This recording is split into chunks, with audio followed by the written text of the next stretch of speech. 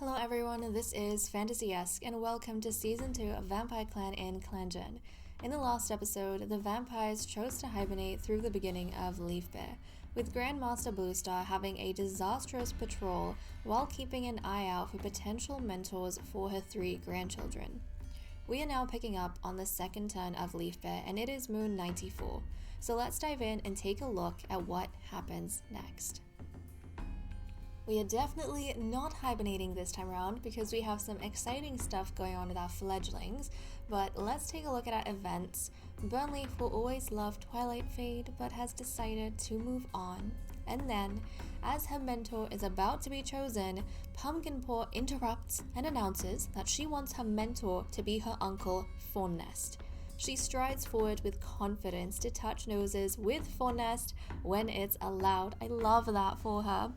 And then Sunny Kit runs up to the front of the crowd, eager to get his new name. When he's called Sunny Paw for the first time, Ibis Freckle and Sunny Tail's voices can be heard the loudest as the clan welcomes the new apprentice. Okay, and then, Sunny Paw has gotten white cough, which is very dangerous, not good at all. Yikes. And then Snappaw has reached the age of 6 moons and has been made an apprentice with her grandmother, Master Quietflight, as her mentor. Okay, we want to take a look at the youngsters, obviously, because their new appearances are, I think, going to be possibly one of the most exciting things of them becoming, fledglings.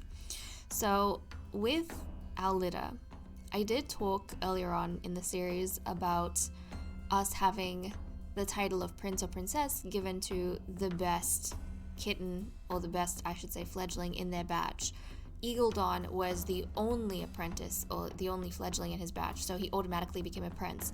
But with the 3 cats we have here, whoever is the best among them, the most experienced among them, by the time we get to the very last moon they have, which is going to be moon 11 for them, that's who's going to become the prince or princess, right?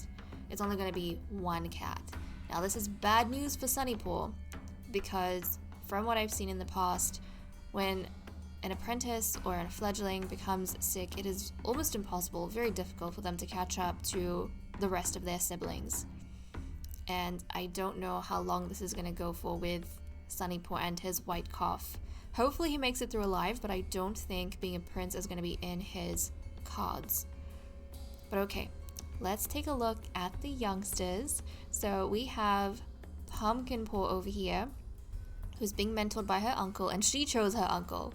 Normally the Grandmasters decide, but she chose her uncle as her mentor, and I think Bluestar found her confidence so impressive that she accepted and she agreed to that arrangement. Pumpkin Paw is, confident. She was noisy when she was young, so her transition into becoming a confident fledgling makes a lot of sense, which is quite nice. Thornnest is childish. I kind of feel like in Pumpkin Paw's mind, she is so sure of her own abilities. She doesn't need a mentor to teach her anything. She needs a mentor that can keep up with her, which is why she chose her uncle Thornnest. And then we have her brother Sunny Paw, who's all curled up, and his mentor is actually Eagle Dawn. Okay, his cousin Eagle Dawn. And Sunny Paw was fearless when he was younger. He is now adventurous, which is a perfect match for Eagle Dawn because Eagle Dawn is also adventurous. So that's kind of nice for Sunny Paw. I think Bluestar, for her this was a very easy arrangement and choice because she saw 2 of her grandchildren had kind of the same personalities and she felt they would understand each other the best, so she made this particular arrangement. Unfortunately, Sunny Paw has fallen sick. And then we have Snappaw, who is being mentored by her grandmother Quietflight, and she is cold. You know what? I could totally see Quietflight feeling as though she needs to intervene with her youngest granddaughter because she knows now that Ibis Freckle is unhinged. Even though she was in denial for a long time, recently she started feeling remorseful over her daughter's behavior, And I think there has been an incident in the past where she has looked at Snappaw as a kitten and she's thought to herself that Snappaw looks a lot like, or sometimes she acts a lot like Ibis Freckle, and maybe Quiet Flight feels as though she needs to shape Snappaw in a better direction or in a better way before she becomes another Ibis Freckle. And I mean, she's cold. Snappaw is cold, so she is day by day becoming more like her mother, which I don't think Quiet Flight would want. Now, when we look at experience in terms of who kind of has the advantage in terms of mentors, obviously the least experienced one is going to be Eagle Dawn. He has recently become a Mistwalker. He doesn't have any experience training any fledglings himself, so this is his first fledgling that he's going to be training. So Sunnypaw is also disadvantaged in that way. He's sick, but even when he gets better, he doesn't have a mentor with that much experience. And then we have Fawn Nest. Fawn Nest has only trained Eagle Dawn in the past, so he does have one fledgling under his belt, and he might be able to apply some of that knowledge to Pumpkin Paw. But the one with the most experience is Master Quiet Flight, so Snappaw has a huge advantage in that way. Although Quiet Flight has only ever trained one other fledgling in the past, and that was actually Ibis Freckle. So she trained Ibis Freckle, and obviously Ibis Freckle did not turn out as a good vampire or a member of the clan.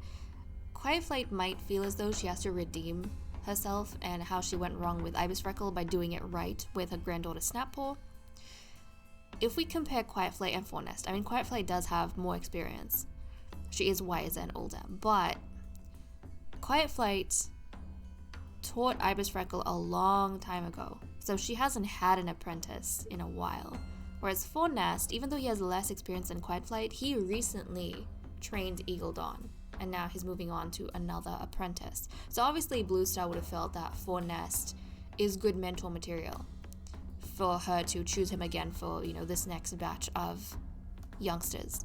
So I'm kind of excited to see how everything is going to work out long term. But okay, let's go over to the Medicine Cat Den. Sunnytail gathered Bethany this moon, so not much going on. Let's go to relationships. Grandmaster Bluestar and Bloomrise bond over something small. Snapkid flickered some sand over Grandmaster Bluestar's fresh kill while she was eating. A big bug keeps buzzing around Burnleaf and Eagle Dawn. Grandmaster Bluestar reminds Burnleaf to grab something from the fresh kill pile if he hasn't already. Burnleaf will always love Twilight Fade, but has decided to move on. Master Quiet Flight feels like Burnleaf has been quieter than usual. Maybe he's getting used to being on his own and being more alone. Maybe after getting over Twilight Fade, he's not grieving anymore, but he has kind of become more introverted and curled into himself. Master Quiet Flight notices that some of her clanmates talk very highly of Sunnykit. Sunnytail tells Eagle Dawn to talk a little quieter. Sunnytail notices that Sunnykit is never congratulated for his accomplishments as much as everyone else. Oh, and I'm wondering if Sunnytail... Well, at this point in time, actually, Sunnykit wasn't sick. He became sick after he became a fledgling. Ibis Freckle and Snapkid fill a puddle in the camp with sand together. I mean, Snapkid spends so much time with her mother. It's no wonder she's becoming like her. Ibis Freckle starts to plan things, hoping that Snapkid will get involved. And Snapkid, I mean, she's known her mother's nature. I feel like she's been more aware of her mother's nature since she was a kitten because she is oddly observant. But instead of questioning that behavior in her effort to please her mother and be careful around her mother, she is starting to rationalize the way her mother is. And I think there is a part of her that wants approval from this twisted side of Ibis Freckle. And Ibis Freckle is getting that. Like, she's giving that. But in terms of what Ibis Freckle is getting, her daughter is more like her than anyone else. And she likes being in Snapkid's company, compared to someone like Pumpkin Kit, who always was, I think, reacting to Ibis Freckle in a more overt way. It's almost as though Pumpkin Kit was vocalizing what nobody else around her wanted to because they were afraid of her. But obviously Pumpkin Kit's doing it in her naivety. Fournest and Grandmaster Bluestar always have something to share with each other. Fournest scolds Snapkid for not telling anyone about a piece of crow food in the pile. Bloomrise tries to do something like Burnleaf but just ends up getting embarrassed.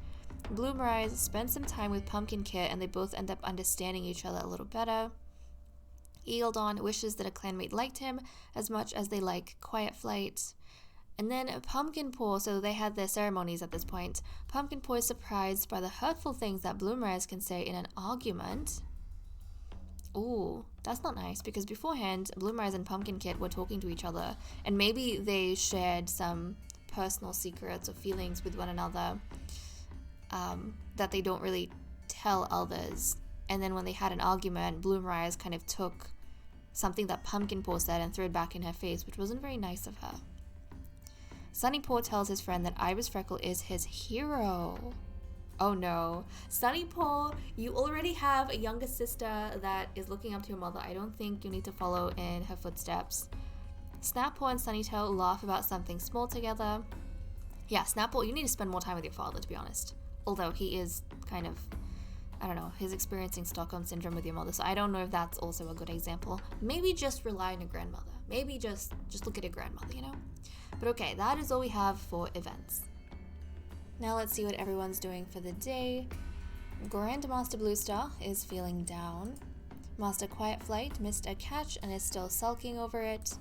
Sunnytail is feeling peckish. Ibis Freckles sneezes when a snowflake landed on her nose. Fournest has more energy than he knows what to do with at the moment. Of course he does. I mean, his niece did pick him because she wanted someone to keep up with her and all of her grown-up plans. Bloomrise is feeling gloomy. Oh no. Wait, you're feeling gloomy and Bluestar's feeling down. That's not too good. Eagledon can't wait to take a nap later. Pumpkin Paw can't wait to take a nap later. Okay, that's kind of adorable. So Eagledon and Pumpkin Paw, these two cousins, are actually sitting together thinking about a nap they might have at some point. That's adorable. Sunnypaw is thinking about the time he caught a huge rabbit. Oh, he must have gone on at least one hunt then, before he fell sick with a white cough. So he was kind of very excited, full of energy, wanting to actually be a fledgling, and then so soon after he caught that rabbit, he became sick. I wonder if a rabbit maybe wandered into camp? Maybe a rabbit came into camp. Either that, or Eagledon, his cousin, helped to kind of lead a rabbit into camp, or chase a rabbit into camp to encourage a sense of excitement in Sunnypaw in preparation for their patrol, but then Sunnypaw got sick and obviously he won't be able to go out. Snappaw doesn't react when her mentor praises her for a good catch. Look at her behavior! She's already acting unhinged. Snappaw, come on. Snappaw, I really hope Quiet Flight is able to make some sort of change in Snappaw, because this is very terrifying, the direction she's going in. Like, she's the other fledglings, they would be dying for some sort of praise, but Snappaw doesn't care.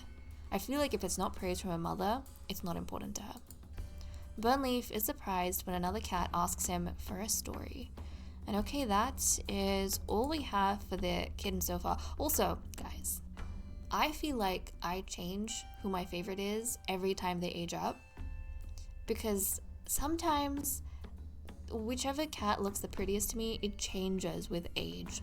Like when they were newborns, I liked Pumpkin Kit the most, and then as kittens, I liked Snap Kit the most. But as apprentices, I'm kind of going back to Pumpkin Paw.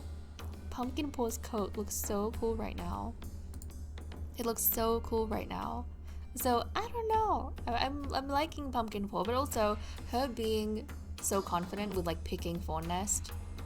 I do like that streak of hers. I do like that. But I guess we'll see how things turn out as they get older.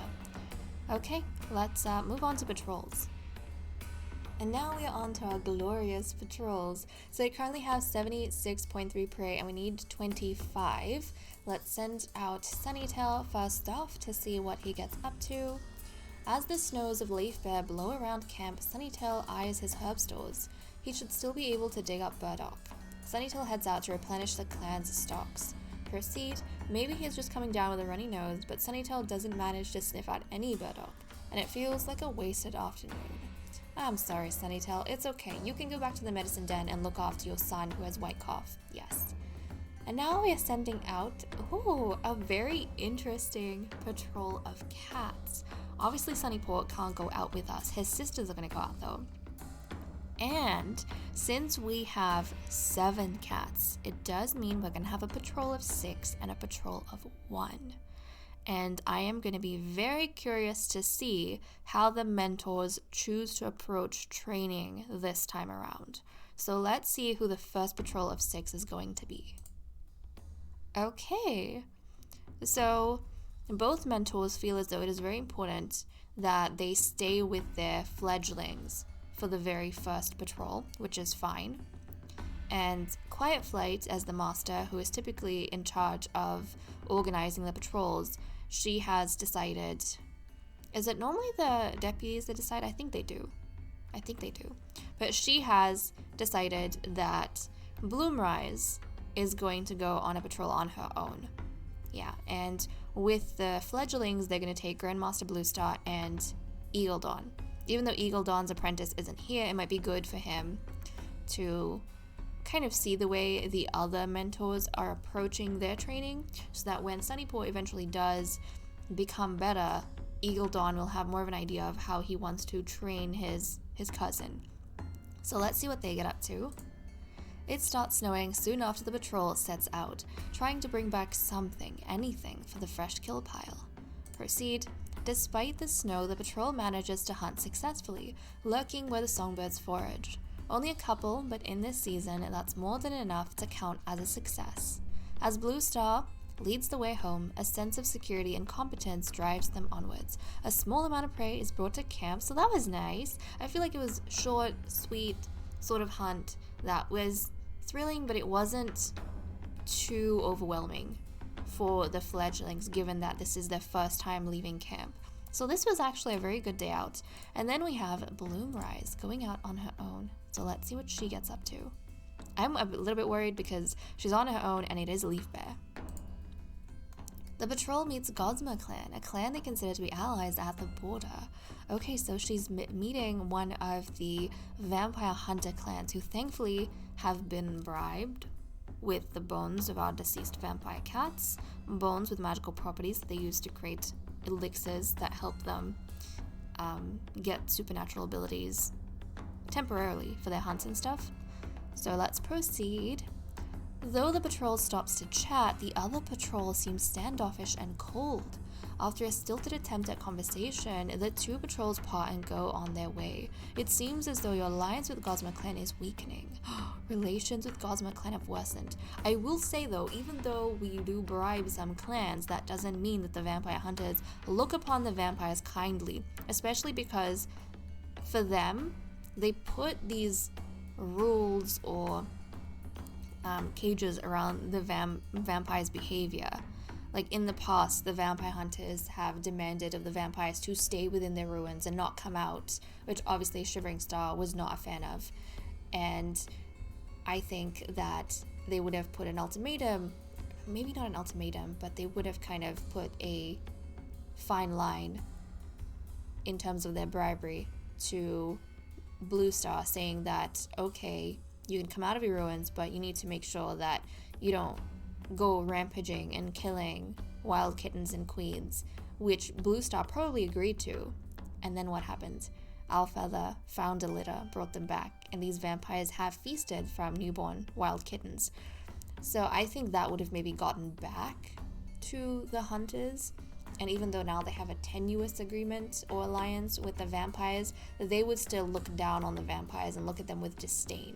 Because these vampires, they're not cats. They're not worthy of living as normal cats in the eyes of these hunters. So I can see them not reacting friendly to Bloomrise. But okay, she is safe, thankfully. We currently have 100.3 prey, which makes me happy. But okay guys, with that said and done, I am going to leave off here. Thank you so much for watching. I hope you all enjoyed, and I will see you next time. Bye bye.